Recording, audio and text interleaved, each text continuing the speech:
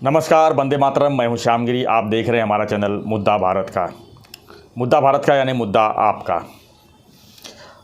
इस समय महाराष्ट्र में जोरों में चर्चा है कि कंपनियों को जो है महाराष्ट्र से बाहर शिफ्ट किया जा रहा है या किसी तरह कंपनियों को जो है भगा दिया जा रहा है या कुछ पार्टियां जो है उनको मैनेज करके दूसरे प्रदेश में ले जा रही हैं। इसको लेकर काफ़ी हवा चल रही है और जिसमें वेदांत का भी नाम आया है कि इसको महाराष्ट्र पुणे से जो है शिफ्ट करके गुजरात में ले जाया गया है। इससे यहाँ पर अनएम्प्लॉय बढ़ेंगे और एम्प्लॉय लोग को काम नहीं मिलेगा। आदित्य ठाकरे जी ने तो पूरे महाराष्ट्र भर में सभा लेके बोलना भी शुरू कर दिया कि अब मराठी लोगों को जो है महाराष्ट्र से बाहर जाके काम ढूंढना पड़ेगा और उसको मुद्दा बना लिया है। इसी विषय पर हम चर्चा करेंगे हमारे सहयोगी अनिल थत्ते जी से। थत्ते जी, क्या मानते हैं इस विषय को आप कि जिस तरह से मुंबई एक जो है लोगों का सपना होता था कि यहाँ पर आके हम अपना रोजी रोटी कमाएंगे और यहाँ से मजबूत आदमी बन के जाएंगे, तो अब वो सपना लगता है धीरे धीरे कम होता जाएगा, ऐसा लग रहा है आपको? सर कैसे है ना कि ये वेदांत का जो मामला है जी, उसमें मुझे ऐसा दिखता है कि उन्होंने महाराष्ट्र को जी और महाराष्ट्र के सभी नेताओं को एक शब्द जो है, जो असली मराठी शब्द है जो यूज़ करने को कतराते हैं पॉलिटिशियंस, क्योंकि वो स्तर पे जाके संजय राउत बोल सकता है, दूसरा कोई बोल नहीं सकता है। और चुतिया बनाए वेदांत के जो लोग हैं वो चुतिया ही बनाए, पहले सरकार को भी बनाए, ये सरकार को भी बनाए। उनके मन में मेरे को लगता है कभी भी यहाँ पे आने का इरादा ही नहीं था।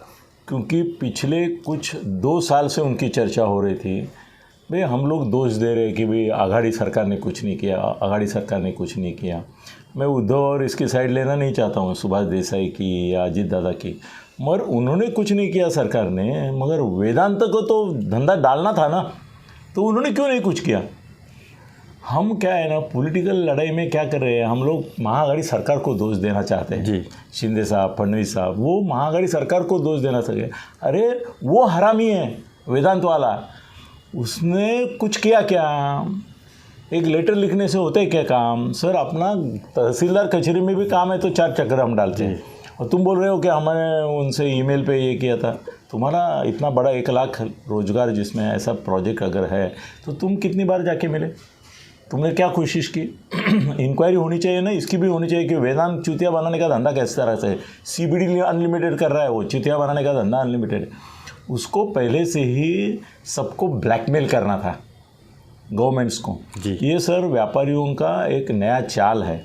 अभी क्या कर रहे हैं कि कैसे है कि तू नहीं देगा तो वो मेरे को दे रहा है। ये आम आदमी भी करता है कहीं ना कहीं, क्योंकि तू नौकरी दे रहा है, तू मेरे को 100 दे रहा है, वो 150 दे रहा है। मैं स्किल्ड वर्कर हूँ, तो तुमको चाहिए तो मेरे को 150 दो, वो दे रहा है। अभी ऐसा है कि राज्यों में वो जो स्पर्धा हो रही है उसकी वजह से हरामखोर जो भांडवलदार है वो भी ब्लैकमेल करना चालू किए। तुम इतना मेरे को कंसेशन दे रहे हो, वो राज तो हमको फुकट में ज़मीन दे रहा है, वो राज है, वो तो हमको टैक्स फ्री कर रहा है, वो तो बिजली फुकट देने को तैयार है, 3 रुपये में बिजली देने को तैयार है। ये ब्लैकमेलिंग जोर से चालू है उनकी ओर से भी जी। और दूसरी चीज़ ऐसी है कि 2 साल में इन्होंने कुछ किया नहीं, अभी सडनली वो गुजरात चले गए जी। सर इसमें भी ऐसा होता है कि ये भी चमचेगिरी में कम नहीं रहते। वेदांत जो है उसकी भी चमचेगिरी कम नहीं होगी। उसने अगर अभी सडनली निर्णय लिया कि हम उधर जा रहे हैं, तो किधर जा रहे हैं? गुजरात में जा रहे हैं। गुजरात किसका है? मोदी साहब का है। मोदी साहब के गुजरात में एक ये प्रोजेक्ट ले जाएंगे और गुजरात में तो पूरा ये दे ही देंगे, मतलब जितना उनसे निकलवा सकेंगे उतना तो उगलवाएंगी, मगर और राज्यों में भी एक दहशत पैदा करेंगे कि भी देखो हमने महाराष्ट्र को ठोक दिया, अभी आपको चाहिए हमारा प्रोजेक्ट तो ये ऐसी कंडीशन है, इतना देना है तो दे दो, नहीं तो नहीं चाहिए। अभी माजूरी हो गई ये, इनको चर्बी चढ़ गई है सबको, ये सबको ब्लैकमेल कर रहे हैं, हमारा चाहिए, धंधा चाहिए। अभी ऐसा नहीं है, अभी ऐसा है कि शिंदे और फडणवीस भी इनके चक्कर में आ गए। सर ये पेपर वाला अभी क्या ना, ये बिक गया है ना हमारा रंडीबाज मीडिया, उसकी वजह से रंडी खाने में जो रंडियाँ बैठी है मीडिया पे, चैनल वाले पे, वो पूछते नहीं है। मगर यही वेदांत वाले फ़ोटो निकाले ना शिंदे फडणवीस के साथ, निकाले कि नहीं निकाले? निकाले ना। सत्ता आने के बाद इन्होंने निकाला, तब उस दिन ने बताया इनको कि हमारा ऑलरेडी एग्रीमेंट हो चुका है 2 महीने पहले, मतलब इनकी सरकार आने से पहले उनका एग्रीमेंट हो चुका था गुजरात से। वो फ़ोटो निकालते समय ये बदमाशों को मालूम था कि हम इनको चुतिया बना रहे। हमारा ऑलरेडी एग्रीमेंट हो चुका है वहाँ पे, इनको तो फोटो के लिए खड़ा किया है बुद्धू बना के। तो एक बात ये है कि ये अभी भांडवलदार जो है उनका ब्लैकमेलिंग का ज़माना आ गया, क्योंकि ऊपर की जो सरकार है, केंद्र सरकार, वो उनकी आश्रय जाती है, पैट्रॉन है, सब गॉडफादर है उनके, और ये माफिया है। अभी इंडस्ट्रियल माफिया भी आ रहा है जी भारत में। हम अदानी और अंबानी करते रहते हैं, मगर ऐसे अदानी और अंबानी 100 पैदा हो गए हैं ऑलरेडी, जो माफिया बन गए, इंडस्ट्रियल माफिया बन गया है, और राज्यों को, राज्य सरकारों को वो ब्लैकमेल कर रहा है। सर अभी देखो कि महाराष्ट्र में और एक प्रॉब्लम है, वो तो निकम्मे है ही, वो तो हरामखोरी है, मगर हम कम हरामखोर है क्या? हम कोई भी प्रोजेक्ट महाराष्ट्र में लेने की बात करो आप, पहला जिस दिन अनाउंसमेंट जी कि ये समृद्धि महामार्ग जाएगा, सर वो टीव्ही पे न्यूज आने से पहले समृद्धी महामार्गाला शेतकऱ्यांचा विरोध, बांबू लगा दिया। हाँ, एनरॉन, हाँ, बहुत चर्चित रहा है ये। रिफाइनरी, अभी और 2-4 प्रोजेक्ट कोकण के लिए प्लान कर रहे हैं वो। सर कंपनी का अनाउंसमेंट जैसे ही होता है उसके 5 मिनट के अंदर कृति समिति बन जाती है, नहीं होगा, हमारे स्थानिक लोगों का रोजगार छीना जाएगा। सर हमारे ये सीलिंग को भी कितना विरोध किया, सीलिंग नहीं, सर इनका अगर चलता था ना तो ये फ्लाईओवर भी नहीं बनते थे, हमारा मुंबई पुणे महामार्ग भी नहीं बनता था। सर हमारी आदत तो ऐसी है महाराष्ट्रियन लोगों की कि हम लड़ने में नंबर 1 है, हम लड़ने में नंबर 1 नहीं है मगर लड़ने में नंबर 1 है। सर आप देखो महाराष्ट्र में अभी हालत ऐसी है कि शेतकरी लोगों से बात करो, मैं करता हूँ जी, उनको कामगार नहीं मिलते हैं, शेत मजदूर जिनको बोलते हैं वो नहीं मिलते हैं। वो आते हैं ना बड़ी मुश्किल से मिलते हैं, तो बोलते हैं सुबह 8 बजे आएंगे, बाद में 2 बार हमको खाने के लिए लगेगा, पैसा इतना लगेगा, फिर हम पानी पीने जाएंगे, मुतने जाएंगे, 1 घंटा हमारा 1 घंटा छोड़ देने का, हम 5-6 घंटा काम करेंगे और हमको पगार पूरा देना होगा, छुट्टी देनी होगी 8 दिन की, ये वो। अभी तुम आए हो 10 दिन के लिए, उसमें क्या छुट्टी मांग रहे हो, ये कर रहे हो। सर शेतकरी बहुत, खेती छोड़ने के लिए लोग मजबूर हो रहे हैं, क्योंकि ये नहीं हो। सर गन्ना काटने के लिए कहाँ मिल रहे हैं लोग। सर हम लोग बोलते हैं ना कि मराठी आदमी को नौकरी चाहिए, 1 लाख नौकरियाँ चाहिए। सर बाहर से कर्नाटक और आंध्र से और तमिलनाडु से लोगों को बुला के गन्ना काट रहे लोग, शुगर फैक्ट्रीज़ के यहाँ बसें भेज रहे हैं उधर। सर हमारा तो ऐसा है कि लवासा जैसा प्रोजेक्ट, अभी शरद पवार उल्टा सीधा बोल रहे हैं ना, उनको पूछना चाहिए कि उनका लवासा किस लोगों ने नड़के बंद के रखा है, बुच मार के रखा है। लवासा हो जाता है सर, वहाँ भी लाख लोगों को ये हो जाता था, नहीं हुआ ना। अम्बे वैली क्या करके रखा है, सत्यानाश करके रखा है। सर हमारे यहाँ ऐसा है कि एक तो करप्शन अनाप शनाप है। मेरे इंडस्ट्री में बहुत दोस्त है, बोलते हैं महाराष्ट्र इतना करप्शन नहीं। हम लोग परमिशन लेने जाते हैं तो पहला वो बोलते हैं हमारा क्या, उनको किसी रोज़गार की नहीं पड़ी है, किसकी नहीं पड़ी है। सर एक तरफ बेरोजगारी की हम बातें करते हैं, बोलते हैं लाख लोगों को रोज़गार चाहिए। सर एक अच्छा ड्राइवर रखे दो, नहीं मिलेगी। एक अच्छा PA रखे दो, एक अच्छा स्टेनो रखे दो, एक अच्छा ईमानदार जो काम करेगा ऐसा वर्कर लाके दो। सर मुंबई में कंस्ट्रक्शन लाइन में हमारा, उनके खिलाफ हम बातें करते हैं, बांग्लादेशियों के खिलाफ। सर 80% लोग बांग्लादेश के, जी बिल्कुल, 80% लोग बांग्लादेश से आके कंस्ट्रक्शन लाइन चला रहे हैं। एक बार मैंने एक पुलिस इंस्पेक्टर तो बोला था कि तुमने कल जो पकड़े, उसका पेपर में न्यूज़ आया था, वो सहयोगवश मिला। मैं बोला तुमने जो लोग पकड़े बांग्लादेशी करके, उनका क्या करोगे? बोले क्या करेंगे, उधर 1000 लोग काम करते, वो सब बांग्लादेशी है।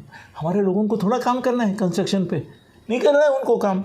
सर मेरे फर्नेस, मतलब भट्टी होती है ना इसकी, जी बॉयलर। सर मेरे दोस्त लोगों के बॉयलर्स वाले कारखाने हैं, वो बोले कि जब बांग्लादेशियों को उठाते हैं हम छुड़ा के लाते हैं, क्योंकि एक भी हमारा भूमिपुत्र हो या सतपुत्र हो, महाराष्ट्र पुत्र हो, वो बॉयलर के सामने खड़ा रहने को तैयार नहीं है। सर रिक्शा परचेस करने वाला मराठी आदमी रहता है, चलाने वाला तो उत्तर भारतीय रहता है। जी सर मच्छी हम जहाँ बैठेंगे वहाँ बेचेंगे, तुमको चाहिए तुम आ जाओ लेके जाओ। अभी उत्तर भारतीय मच्छी वाला दर दर पे जाता है, घर पे जाता है, होम डिलीवरी करता है। सर ये तुम्हारा सब जोमेटो गोमेटो स्विगी ये अब निकले। सर महाराष्ट्र में परप्रांतीय लोग पहले से स्विगी का काम करते आए हैं जी। वो आपको जो चाहिए वो घर पहुंचाते हैं। सर मेरे यहाँ पे देख रहा हूँ मुंबई में, सर अभी एक परसों ना इसने बोला कि मराठी माणसाचा टक्का वगैरह वगैरह, तो आह्वान दिया है किसी ने कि मुंबई में शिवसेना जाहिर करे कि सच में मराठी आदमी कितने हैं। सर मुझे शिवसेना के ही लीडर ने, और नाम बताता हूँ मैं उसका नाम बताता हूँ क्योंकि बिना नाम बताए उसको वजन नहीं पैदा होगा। मुझे संजय राउत जो शिवसेना का प्रवक्ता है उसने बोला कि मुंबई नहीं अभी मुंबई है 18 से 22% सिर्फ मराठी आदमी है, और कम ही होते जा रहे हैं। मगर उसका कारण सर समझ लेना चाहिए। मराठी आदमी जो मुंबई छोड़ के जा रहा है उसके बारे में गलतफहमी में मत रखो। सर हर एक आदमी स्वार्थी होता है। वो मुंबई भाई आह्वान करना ठीक है, मराठी माणसा मुंबई सोडू नको, तुझी घर सोडू नको। अरे तू घर देखा क्या? वो बाप था, उसके 3 बेटे हो गए, 3 बेटों को घर चाहिए, नहीं तो वो जो पुराना घर है उसमें सोएंगे कैसे, प्रपंच क्या करेंगे, उनको बच्चे कैसे होंगे, बच्चे होंगे तो पढ़ेंगे कैसे, रहेंगे कैसे, उसको जगह चाहिए, जगह है नहीं, जगह यहाँ पे परवड़ेगी नहीं उसको। यहाँ पे वो 1 खोली 2 खोली में जो रहता है वो बेचता है, उसको वो 2 खोली का 2 करोड़ मिलता है। वो डोंबिवली जाता है, अभी डोंबिवली भी गया, अभी कसारा करजत, बदलापुर करजत वहाँ तक जाता है। वहाँ पे तीनों भाइयों को जगह मिलती है और थोड़ा शिल्लक रहता है जो माँ बाप को मिलता है। तो वो भी क्या सर ऐसा खुद वो छोड़ के नहीं जा रहे, उनकी मजबूरी समझने। नेताओं को बोलने के बाप का क्या जाता है उनके साले घर में 10-10 गाड़ियाँ हैं, एक के फ्लैट देखेंगे सर, 4-4 5-5 6-6 बेडरूम के फ्लैट है। वो लोगों को बोलने के लिए अच्छा है ना। उनके बच्चे कौन से नेता के जो बोलता है मराठी का ये होना चाहिए कि इसके बच्चे मराठी मीडियम में पढ़े, दिखाओ मुझे। सबके बच्चे इंग्लिश मीडियम में थे, तुम्हारे बच्चे मराठी मीडियम में पढ़ने चाहिए, मेरे बच्चे इंग्लिश मीडियम में पढ़ेंगे। यह हरामगिरी है इनकी जी। और यह हरामखोर मराठी आदमी को बोलते कि उसकी संख्या घट रही है, इसके लिए सरकार जिम्मेदार। बिल्कुल नहीं, सरकार जिम्मेदार नहीं है। सरकार क्या मुफ्त में घर बांटेगी क्या? अभी एक आदमी को 3 बच्चे होते, 3 बच्चों को या 2 बच्चों को 2 घर चाहिए, तो मुंबई में मिलेगा क्या? नहीं मिलेगा। वो बेचेगा ही, उसकी मजबूरी है वो बेचना, मगर रहेगा नहीं। सर ऐसा है अभी मुंबई में धंधा पानी भी करना, उत्तर भारतीयों का हम लोग द्वेष करते हैं, उनको मारते हैं, भगाते हैं, मगर सर नौकरी की जब फैक्ट्री में ये इसमें जाहिरात निकलती है, सर सबको बाबू बनना है। हमारे मराठी लोगों को, तो मैं मराठी हूँ सर, मैं मेरा अनुभव बताता हूँ। मैंने एक फैक्ट्री खोली थी, बहुत बड़ी फैक्ट्री खोली थी, और उस फैक्ट्री में मेरे को 100 वर्कर चाहिए थे। तो उस समय मेरे दिमाग में वो मराठी का बहुत चल रहा था। मैं बोला नॉन महाराष्ट्रियन में ले लूँगा, 100 के 100 मराठी ले लूँगा, और वो फैक्ट्री में 100 के 100 मराठी लड़के लिए मैंने। सर चौथे दिन के बाद मैं जब गेट से अंदर जा रहा था, बहुत अच्छी फैक्ट्री थी हमारी, तो देखा तो झंडा लग गया था भगवा और भारतीय कामगार सेना। मैं बोला अरे अभी 4 दिन हुए नहीं मेरे फैक्ट्री यूनियन बन गया। तो यूनियन बन भी गया? बोले हाँ हम लोगों ने यूनियन बना लिया और ये हमारा डिमांड ऑफ चार्ट है। मैं बोला ये अगर मैं करता हूँ तो धंधा चलाने में मेरे को मतलब नहीं है। और बाद में फिर भी मैंने 6 महीने तक चलाया। सर दांडी कम से कम रोज़ 20% एब्सेंट। फिर उनको बोला ना अगर कि तुम कल नहीं आए तो पगार काटूंगा। हमारे एरिया में रहना है कि नहीं रहना है, काम करना है कि नहीं करना है, भगा देंगे यहाँ से, यही भाषा। तो हम भाग गए। सर मैंने 8 महीने के बाद फैक्ट्री को ताला लगा दिया। जितने भी केसेस उसकी वजह से हुए, केसेस का सामना प्रेफर किया मैंने, मगर फैक्ट्री बंद किया। आज की तारीख में आप डोंबिवली, कल्याण, उल्लासनगर, ये जो industrial estate, MIDC, Navi Mumbai जाके उद्योजकों से बात की, सब परेशान है। आता तो ऐसा हुआ है कि आपके कारखाने में कच्चा माल बिल्डिंग कर रहे हैं ना आप, सर वो आ जाते हैं कि भाई हमको कॉन्ट्रैक्ट चाहिए, हम भले रेती माटी जो भी है वो किसी भी ढंग की देंगे, आपको करना है, लेना है, हमसे ही लेना है। नहीं लेना है ठीक है कोई बात नहीं, 25 लाख रुपए दे दो। नहीं लेने का आप अपने को जिस स्टैंडर्ड का चाहिए वहाँ उससे ले लो, हमको 25 लाख दे दो। और ये करने वाले उनके नेता सब एमएलए और एमपी से लेके एमएलए से लेके सब बने हुए, नगर सेवक बने हुए। वो कॉन्ट्रैक्ट लेते ही ऐसा है, देते हैं उत्तर भारतीयों को या और किसी को, मगर नाम से उनके लेते हैं और पैसा कमीशन खा के बैठते हैं। सर आपने हालत ऐसी इंडस्ट्री की है, जो है बच्ची कुची, वो भी कैसी रही है वो पता नहीं, वो भी जाने तैयार, वो भी जाएगी। और सर दूसरी बात मैंने देखी है, मैं पूरे देश में भी घूमता रहता हूँ सर, मराठी आदमी दूसरे राज्य में जाता है ना, तो यहाँ पे जैसा उत्तर भारतीय काम करता है हार्ड वर्कर, नहीं वो करता है उधर। अच्छा, यहाँ नहीं करेंगे, ये पागलपन है। हम हमारे राज्य में नहीं करेंगे कुछ। सर हम तो ये छोड़ो, बड़े कारखाने की बात छोड़ो सर, हम डंपिंग ग्राउंड बनाने देते हैं क्या? काहे की बात कर रहे हैं आप? इतना कारखाना गया, उतना कारखाना गया, सर डंपिंग ग्राउंड नहीं बनाने देते हम। जैसे ही डंपिंग ग्राउंड बनाने की बात आते हैं, 100 200 500 लोग तैयार हो जाते हैं, बोलते हैं यहाँ डंपिंग ग्राउंड नहीं बनेगा। भाई हर तुम हगेगा, तुम मुतेगा, हाँ, और डंपिंग ग्राउंड नहीं बनेगा। किधर तो बनाना चाहिए कि नहीं, कोई तो जगह म्यूनसिपालिटी देखती है कि भाई जितना लोगों को कम उपद्रव हो वहाँ बनाएंगे, आप डंपिंग ग्राउंड नहीं बनाने दे रहे। अरे डंपिंग ग्राउंड छोड़ो, हमारा मराठी आदमी तो कचरा का कुंडी अपने बिल्डिंग के सामने नहीं रखने देता है। क्या कारखाने की बात करें हम लोग, कारखाने की क्या, मेरे यहाँ कचरा कुंडी बिल्डिंग के बाहर लगाई म्यूनसिपालिटी ने, तो हमारे 4 लोगों को बुला के उसको दूसरी जगह डालते, फिर वो देखता है यहाँ क्यों, वो फिर वापस भेज। ये तो हमारा नेचर है, हमको काम करना नहीं है, हमको खाली रोना धोना है। तो ये ऐसा ही होगा सर थोड़े दिन के बाद। और दूसरी एक बात, करप्शन सर, दूसरे राज्यों में करप्शन नहीं है ऐसा नहीं है, मगर सर 10% 15% हम समझ सकते हैं, यहाँ पे 25 से लेकर 45% तक करप्शन नहीं है। 50% भी बोल सकते हैं। 50% अगर करप्शन है, आपको नगर सेवक को सर, जैसे ही मैंने कोई कारखाना खोलने की बात की और भूमि पूजन किया, जैसे भूमि पूजन करते उस समय भी कुछ लोग आ जाते हैं और बोलते हैं कि 25,000 51,000 1 लाख हमको दो। उस दिन से वो जो चालू हो जाता है वो थमता ही नहीं है। फिर गली का दादा आता है, बोलता है मेरे कितने लड़के लेंगे, बाद में बोलता है सप्लाई मैं करूँगा, मेरी माटी होगी, मेरी रेती होगी, मेरे ही पत्थर होंगे। फिर वहाँ का नगर सेवक आता है, हमारे एरिया में बना रहे, कितने लोग हमारे लोगे, वो काम नहीं करेंगे, उनको पगार देना होगा तुमको, ये भी बोलना जाता है। तब तक आमदार को पता चल जाता है, फिर आमदार आता है, वो बोलता है कि हमारा क्या, हमारा खोखा किधर है, वो पूछता है। तब तक मंत्री होता है वो एरिया का, उसको भी पता चलता है, वो बोलता है इसमें मेरे 50 ये चले। भाई वो परेशान हो जाता है, बोलता है कहाँ दुर्बुद्धि मुझे सूझी कि मैं यहाँ पे ये बना लिया। सर अभी मॉल में, हाँ, मेरे दोस्त का एक मॉल है, वो बोला मेरे मॉल में अच्छा कोई रखने के लिए मुझे मजबूरी है, क्योंकि यहाँ के जो एमएलए है, नगर सेवक है, वो खिलौने जो घूमते हैं ना इधर उधर गाड़ी से लेके पहाड़ी तक, सर वो भी उनके होते हैं, नगर सेवकों के या आमदार लोगों के।